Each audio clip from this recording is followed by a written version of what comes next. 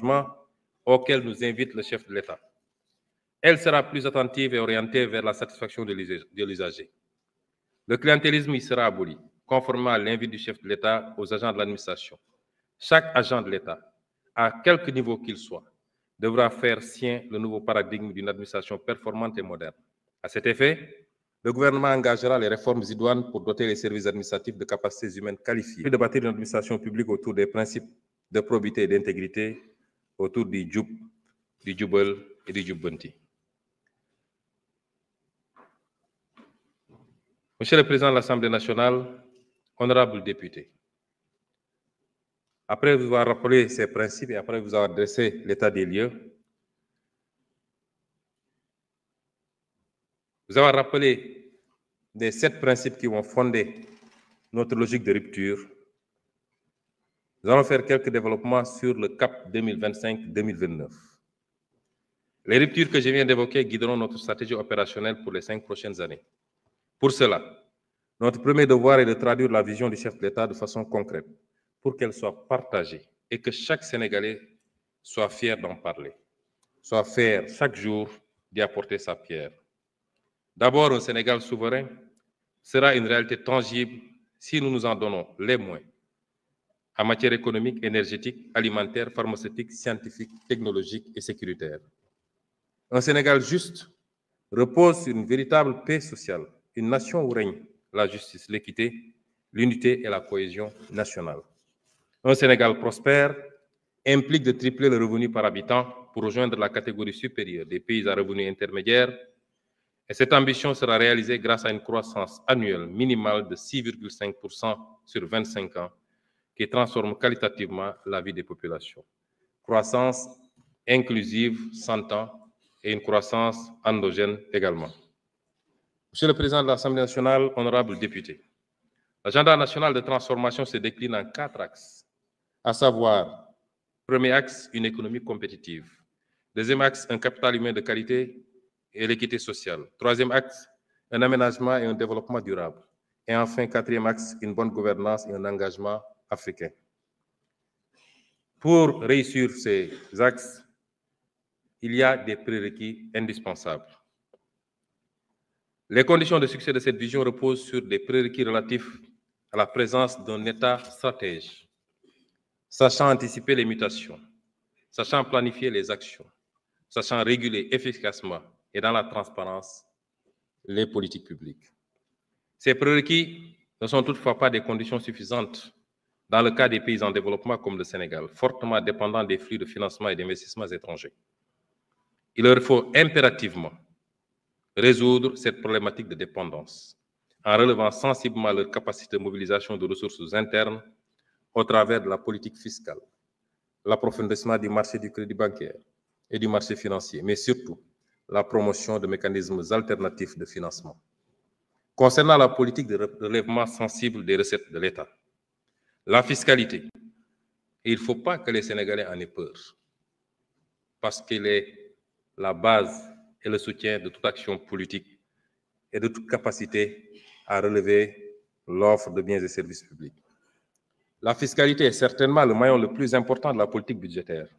Cependant, le Sénégal peine à mobiliser de manière optimale les recettes fiscales, principal instrument de financement souverain. Aujourd'hui, nous sommes à un taux de pression fiscale d'un peu moins de 18%, en deçà donc du ratio de 20% fixé par le critère de convergence de l'UEMOA. Notre ambition est d'atteindre et de maintenir un taux de pression fiscale supérieur ou au moins égal à 20%, ce qui correspondrait à des recettes additionnelles de plusieurs centaines de milliards annuels.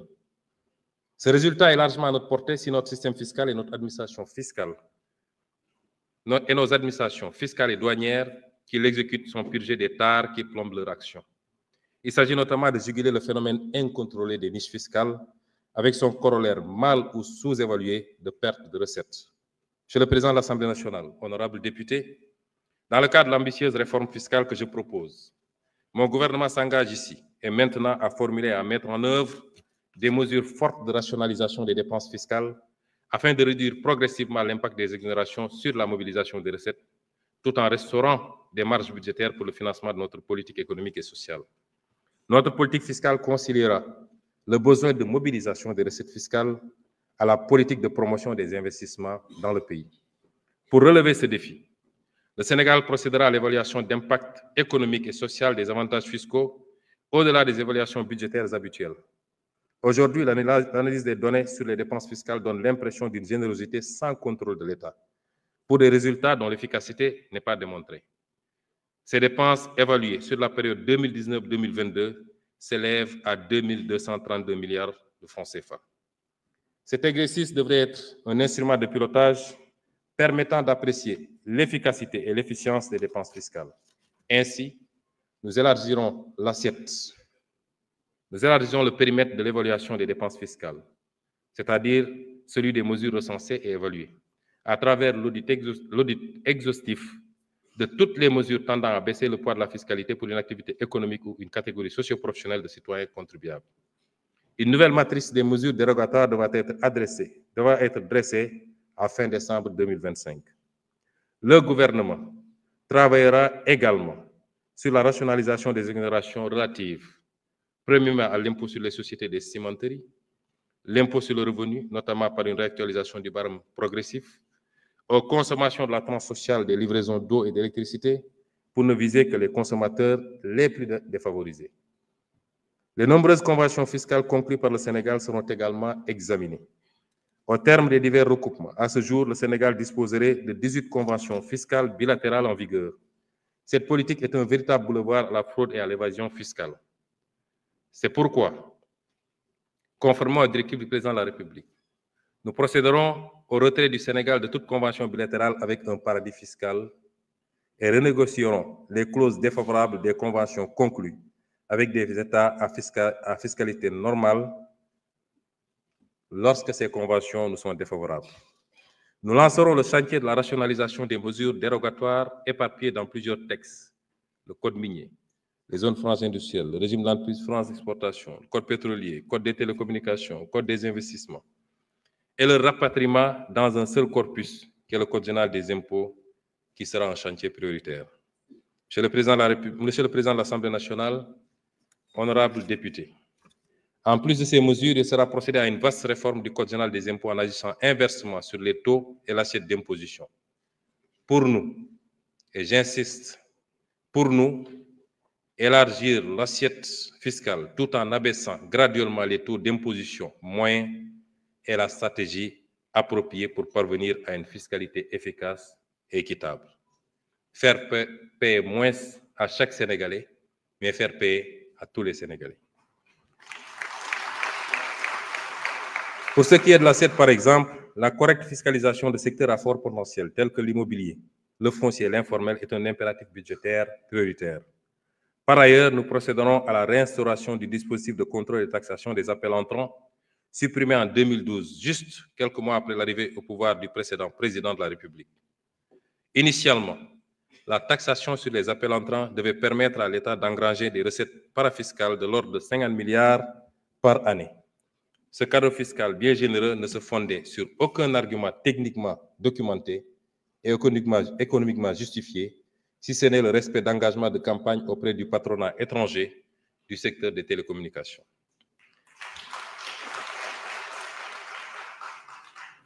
Ce renoncement a fait perdre au Trésor public des centaines de milliards, minimum 600 milliards de 2012 à 2024. Mon gouvernement s'engage dès ce premier trimestre 2025 à remettre sur la table cette question, une étude documentée impliquant toutes les parties prenantes, ministère en charge des télécommunications, ministère en charge des finances, ARTP, Direction générale des impôts et des domaines, opérateurs de téléphonie, association de consuméristes, sera réalisée. Sur cette base, une nouvelle réglementation instituant un système de contrôle et de taxation des communications téléphoniques internationales entrant en République du Sénégal sera adoptée. Un accent sera consacré à la formation des administrations pour leur permettre de pouvoir faire face aux opérations complexes d'évasion, notamment les opérations transfrontalières, telles que les prix de transfert, les montages abusifs et autres, qui appauvrissent le pays de ressources précieuses pour le financement de son développement. Enfin, nous lutterons farouchement contre les pratiques permissives, corruptrices et dommageables à l'intérêt national, telles que celles consistant en des manipulations du Code général des impôts pour y introduire des dispositions comme les remises gracieuses aux entreprises ou la procédure de l'arbitrage fiscal permettant au ministre chargé des Finances de renoncer à des recettes fiscales votées par l'Assemblée nationale au nom du peuple sénégalais. S'agissant de la douane,